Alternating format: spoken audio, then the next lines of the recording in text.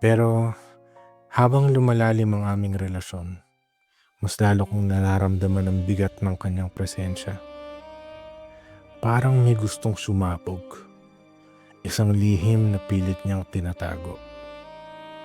At sa kabila ng lahat, hindi ko siya mabitawan. Isang gabi, matapos ang ilang bote ng alak, niyaya niya akong pumunta sa isang apartment sa labas ng Maynila.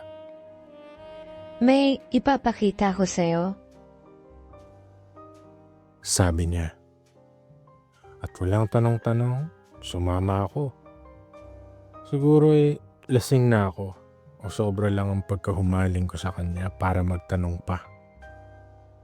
At habang binabaybay namin ang madilim na daan, naramdaman ko ang lamig ng gabi at ang kakaibang kabang bumabalot sa akin. Malapit na tayo. Sabi niya. At ngumiti siya ng kaunti.